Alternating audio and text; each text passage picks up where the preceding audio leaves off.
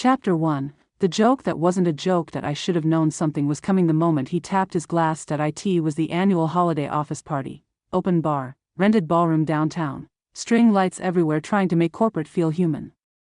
I had spent the entire week preparing the final projections for the Phoenix expansion project. The biggest rollout our company had attempted in 10 years. And I built the strategy from the ground up, but that night wasn't about numbers. It was about optics, and my boss, Richard Collins, loved an audience. The DJ lowered the music as he stood near the center of the room, tuxedo jacket unbuttoned, whiskey in hand, performing confidence like he'd been born under a spotlight. Before we wrap up, he said, smiling too wide, I want to thank the team behind Phoenix. My stomach tightened that he hadn't mentioned my name once in the past 2 weeks. Not in meetings, not in email threads, not in the board preview. Still, I stood a little straighter. He gestured toward our department table. Especially Emily here. There it was. My name, polite applause. I forced a smile and raised my glass slightly. Richard chuckled. Emily worked very hard on the early drafts. Early drafts, the word hit me wrong, but of course, he continued, pausing for effect, we had to refine it. You know how it is. A few scattered laughs. My cheeks warmed. He stepped closer, resting a hand on my shoulder like I was a prop. Let's just say, numbers aren't everything. Strategy requires experience. Louder laughter now. My pulse thudded in my ears. I had 5 years of performance metrics that outpaced anyone in that room. I had built the cost-saving model that kept us afloat during the supply chain collapse. I had led 2 cross-state integrations without a single compliance violation, but at that moment, I was a punchline. Richard leaned toward the crowd and said, we'll get her there someday. That did it. The room shifted. The kind of subtle shift you only notice when you're the one exposed. A few people looked down at their drinks.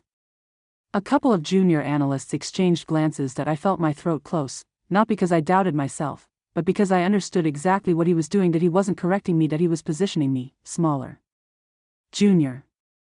Replaceable, the kind of woman who needed guidance. I smiled anyway, because that's what you do when you're the only woman at the leadership table under 40. You smile, you absorb it, you don't make it awkward. Richard lifted his glass again.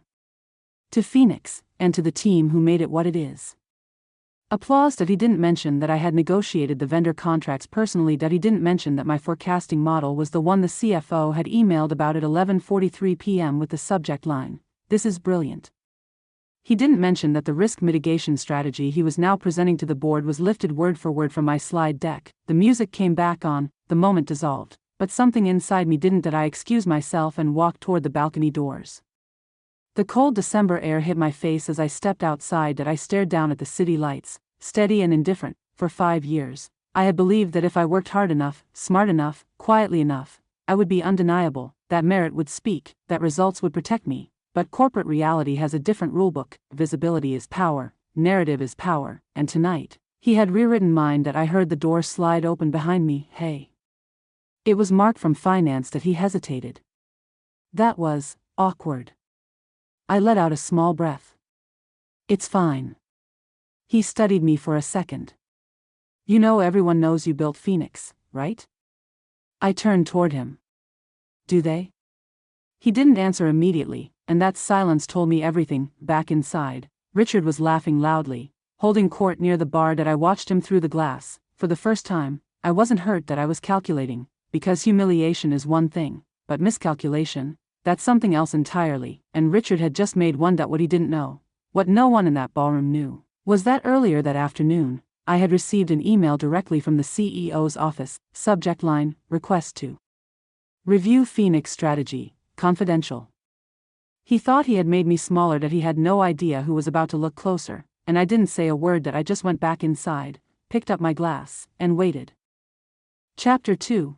The email I wasn't supposed to get. The email came in at 3:17 p.m. I remember the exact time because I stared at it for a full 30 seconds before opening it. Asterisk asterisk from asterisk asterisk executive office asterisk asterisk subject asterisk asterisk request to review Phoenix strategy. Confidential. For a moment, I assumed it had been sent by mistake. Executives didn't email me directly. Not without copying Richard. Not without looping in half the leadership team as insulation, but this one was different. It was short. Emily, I've reviewed the preliminary Phoenix deck. I'd like to discuss your original framework before final board submission. Please keep this confidential for now. Daniel Harper, the CEO. My chest tightened, not with panic, but with awareness.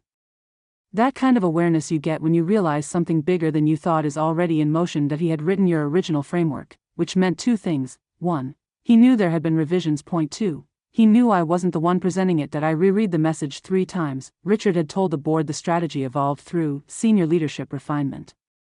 He had positioned the final structure as a collaborative executive product, but Daniel had seen the earlier version, that MY version, the version with the aggressive market re-entry timeline, the regional supplier diversification, and the adaptive pricing model that reduced risk exposure by 12%. That he hadn't asked to meet with Richard, that he had asked to meet with me. That I responded carefully, of course. I'm available at your convenience. No exclamation points. No eagerness. Just competence. That he replied 10 minutes later, tomorrow. 8 a.m. executive conference room. Before anyone else arrived, the next morning, I got to the office at 6:45. Not because I needed more prep time. I already knew every line of that deck by memory. That I came early because I wanted to see who else might show up. The executive floor was quiet when I stepped off the elevator. Glass walls, muted carpeting, that sterile scent of money and decisions. At 7:58, his assistant opened the door for me. Go right in, she said with a small smile. Daniel Harper stood by the window overlooking the river, sleeves rolled up, reading from a printed copy of my original proposal. That he looked up as I entered. You're early. I like to be prepared. He nodded once, gesturing to the seat across from him. Walk me through page 12. Not, good morning. Not small talk, straight to the work. Page 12 was the risk exposure model, my risk exposure model. The one Richard had scaled back because he said it was too aggressive for optics. I leaned forward. The core issue with the conservative model is that it protects short-term perception at the cost of long-term positioning.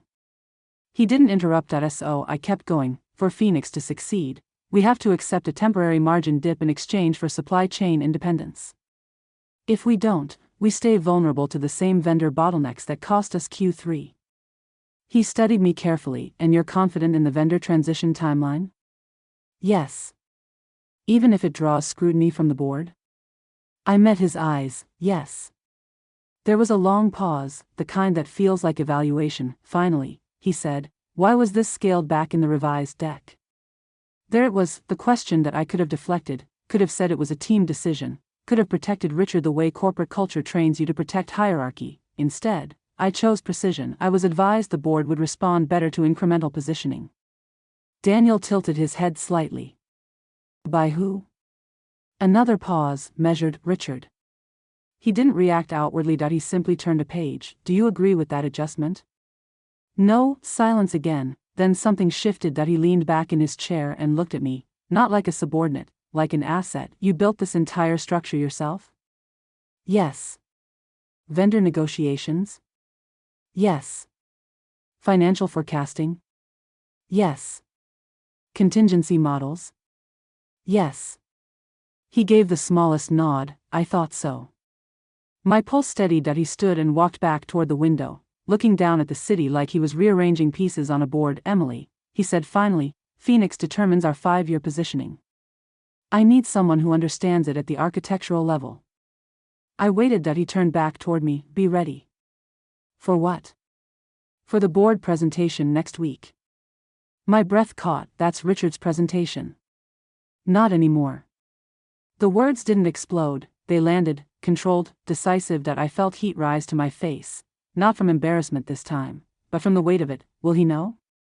I asked. Daniel's expression didn't change. He will. When I stepped out of that conference room, the executive floor no longer felt sterile. It felt volatile. By 9:15 a.m., Richard was already pacing near my desk. You met with Daniel? His tone wasn't curious. It was sharp. Yes. And? He asked about the original Phoenix framework. Richard's jaw tightened. You showed him early drafts? He already had them. Silenced. A flicker of something, calculation, maybe fear, crossed his face before it hardened again. Well, he said stiffly, make sure you align with the revised strategy. We don't need mixed messaging. I looked at him calmly. I won't. He frowned. You won't what? Deliver mixed messaging. We held eye contact for a beat too long, then he walked away. That afternoon, whispers started, small ones, from finance, from operations. Apparently Daniel had requested updated projections directly from my model. Apparently he had postponed the board rehearsal. Apparently something had shifted, and Richard felt it at 5:47 p.m. I received another email, from Daniel. Please block your calendar for next Thursday, you'll be leading Phoenix. I stared at the sentence that you'll be leading Phoenix, not presenting, leading. That word carried consequences. Richard didn't just mock me at the party that he misjudged the terrain, because humiliation in public feels powerful, but strategy moves in silence, and now, the room was about to go silent for an entirely different reason. Chapter 3. The week he tried to erase me, Richard didn't explode. That would have been easier that he recalibrated, and that's when I knew he was dangerous. The morning after Daniel's email confirming I'd be leading Phoenix, Richard called an emergency alignment session. Mandatory attendance. Conference room B, at 9:00 a.m. When I walked in, every department lead was already seated. Richard stood at the front beside the screen, remote in hand, posture tight. Before we move forward, he began smoothly, I want to clarify leadership structure around Phoenix. There it was, control. I will continue overseeing executive strategy, he said, clicking to the next slide. Emily will be assisting with technical modeling. Assisting, the word echoed in the room. Several heads turned toward me. That I didn't react that he hadn't seen Daniel's second email, and I hadn't corrected him, not yet. Richard continued, outlining timelines I hadn't approved. Vendor adjustments I didn't agree with. Cost buffers that diluted the competitive advantage of the original model. He was trying to reclaim narrative before the board meeting, because in corporate warfare, perception moves faster than email. At the end of the meeting, he looked directly at me. Anything you'd like to add? It wasn't an invitation. It was a test. That I kept my voice steady. Yes. The board presentation has been reassigned. The room went still. Richard blinked once. Reassigned? I'll be leading it next Thursday. Silence. It wasn't dramatic. It was vacuum-like, the kind that pulls oxygen from the room. Richard let out a small laugh. I'm not aware of that. I was informed yesterday afternoon by the CEO. That I didn't say it. That I didn't need to. Everyone in that room understood who had the authority to reassign a board presentation. Richard's jaw flexed. We'll discuss offline, he said sharply. Translation, damage control. 10 minutes later, I was in his office, door closed, blinds half drawn. You blindsided me, he said quietly. And no, I replied. Daniel made a decision. You went over my head. He emailed me first. His composure cracked slightly. You could have looped me in. I studied him. This was the man who had laughed while reducing me to a developmental project at a party. Now he wanted professional courtesy. You've had full visibility into Phoenix since the beginning, I said. Nothing in my model changed. That's not the point. Then what is? He didn't answer immediately, because the real point wasn't strategy. It was authority. You don't understand the politics at this level, he finally said. Board presentations aren't just about data. They're about trust. I held his gaze. I agree. That landed harder than if I'd argued. He leaned forward. If this goes poorly, it won't just reflect on you. I'm aware. And you think you're ready? There it was, the doubt, packaged as concern. I didn't hesitate. Yes. He exhaled through his nose, studying me like he was recalculating my risk profile. Then we rehearse. Daily. That surprised me. You're going to help? I'm going to make sure you don't embarrass this department. Fair enough. The rehearsals were brutal, not because I was unprepared, because he was searching for weakness. Every slide became an interrogation. Defend this margin assumption. Why not phase this region 6 months later? What if the board pushes back on liquidity risk? I answered every question, not emotionally, not defensively, just clearly. By Wednesday, something had shifted again. His criticisms weren't landing, because there weren't holes, there were differences in philosophy, and philosophy is harder to attack than error. On Thursday afternoon, 3 days before the board meeting, I stayed late to refine the closing section. The executive floor was quiet again. Almost identical to the morning Daniel first called me at 7:12 p.m., I heard footsteps behind me. Richard. He stopped near my desk. I underestimated you. He said that IT wasn't warm, that IT wasn't kind, that IT was factual. That I turned slowly in my chair. In what way? I didn't think you'd push back. I didn't push back. A pause. You stepped forward. I let that sit. That he glanced at my screen. If Phoenix succeeds, this changes things. For the company? For you. There was something else in his tone now, not hostility, not quite respect, recognition, and maybe concern. Are you trying to warn me? I asked. I'm telling you, visibility cuts both ways. I nodded once. I'm counting on it. He studied me for a long moment, then he did something I didn't expect. That he reached out his hand. Don't freeze in there. I shook it. I won't. The night before the board meeting, I barely slept, not because I was afraid of failing, because I knew what success meant. That IT meant no more invisibility. No more quiet contributions absorbed into someone else's narrative. Success would reposition me, and repositioning in a corporate hierarchy always creates resistance. The next morning, I arrived before sunrise, navy suit.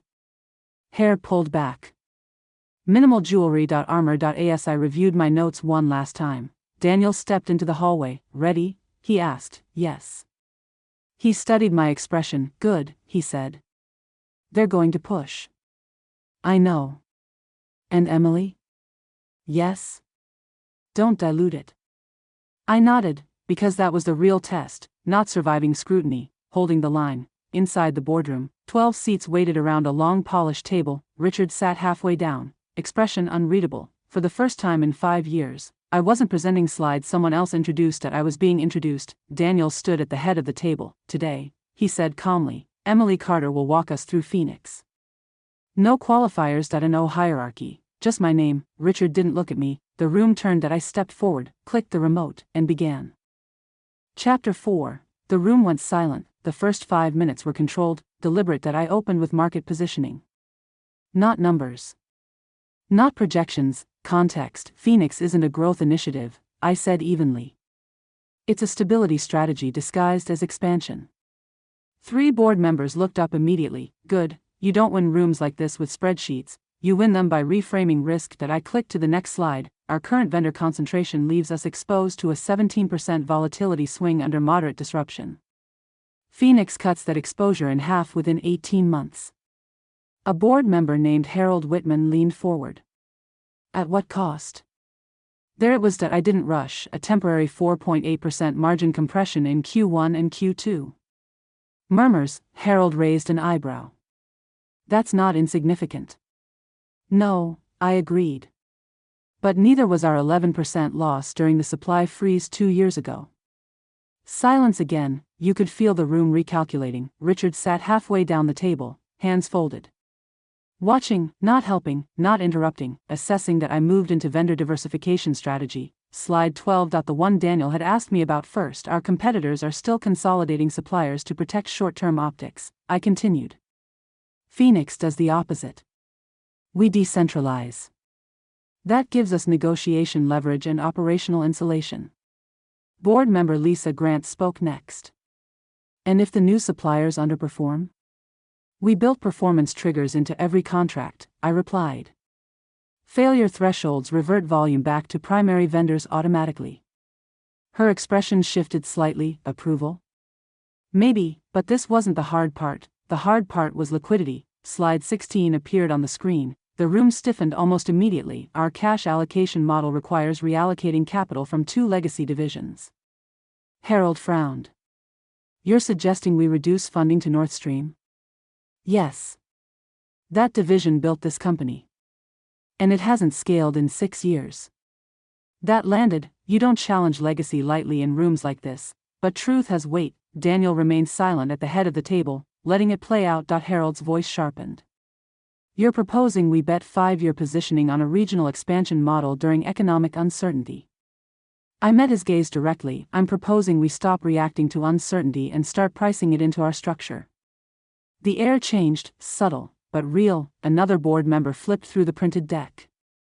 Your forecasting assumes market re-entry acceleration in Q3 next year. Yes.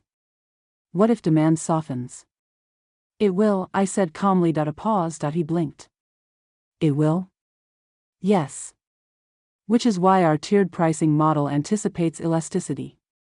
We absorb early contraction and expand margins during rebound. Silence, then Lisa leaned back slightly. She's modeled contraction into growth.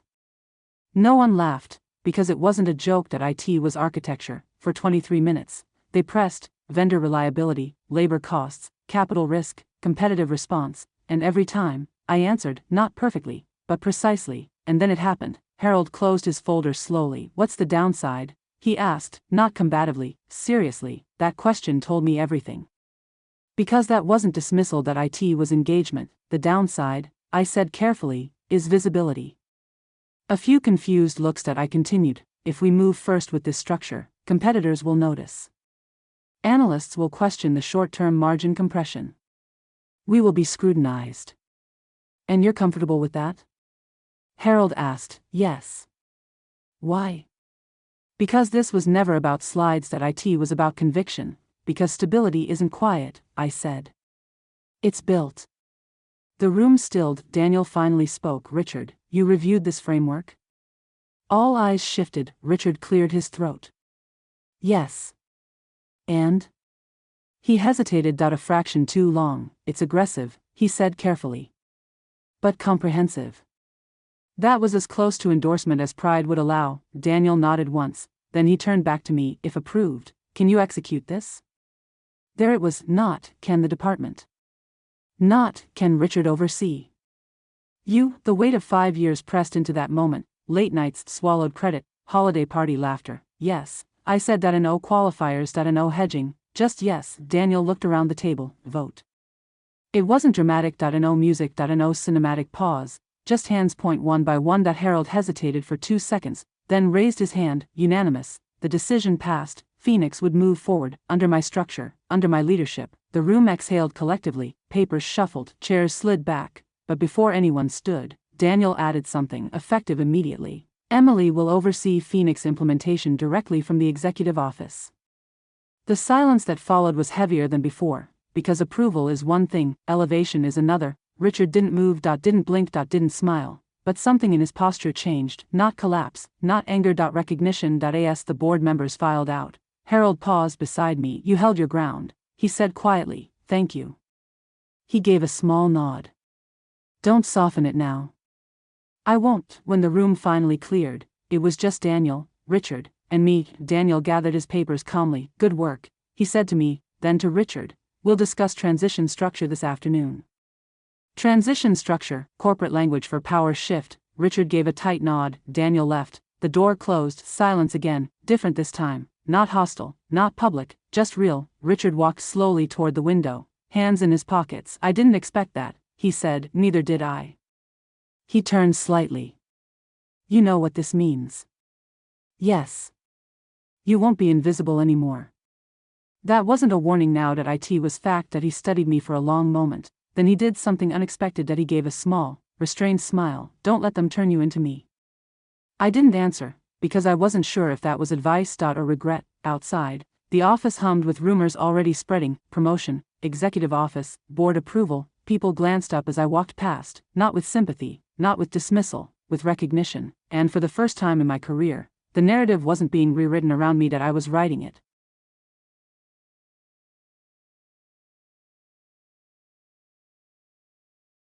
Chapter 5. After the applause, success doesn't explode. IT settles. By Monday morning, my office had moved, not dramatically. Not into some corner penthouse suite, but onto the executive floor, glass walls, same river view. Daniel had stood in front of the first morning we spoke. The email announcement went out at 8:02 a.m., effective immediately. Emily Carter will serve as Executive Director of Strategic Expansion, overseeing Project Phoenix and related initiatives. My inbox filled quickly. Congratulations. Well deserved. About time. And then, the quieter ones. Didn't see that coming. Guess Richard miscalculated, but I wasn't thinking about the congratulations. I was thinking about the shift. Power doesn't just elevate you. It exposes you. At 9:30 a.m., Richard knocked on my new office door. Not barged, knocked. Come in, I said. He stepped inside, hands relaxed at his sides. No sarcasm. No edge, just composure. I've outlined transition logistics, he said, placing a folder on my desk. Team restructuring, reporting lines, vendor touchpoints. I opened IT that IT was thorough, efficient, professional. You didn't have to do this personally. I said, yes, he replied calmly. I did. We held eye contact. This wasn't rivalry anymore. That IT was recalibration. I misjudged the board, he continued. And you? That wasn't easy for him to say. That I could hear it in the restraint at the party, he added after a pause. I was managing perception. You were managing hierarchy, I corrected gently. He didn't argue. Another pause. You handled the board better than I would have, he admitted. That surprised me. Why? I asked. Because you didn't defend it emotionally. You built it in real time. I let that sit. For years, I had internalized his dismissals as doubt in my readiness. Now I understood something else. That he wasn't doubting my competence. That he was protecting his positioning. That there's a difference. I won't undermine you, he said finally. Phoenix succeeding matters more than pride. That was the closest thing to truce we were ever going to get. I expect accountability, I said evenly. You'll have it. He stood to leave, then hesitated at the door. One more thing. Yes? Don't shrink now that they're watching. And then he walked out. Leading from the executive floor was different, not harder, sharper. Every meeting carried more weight.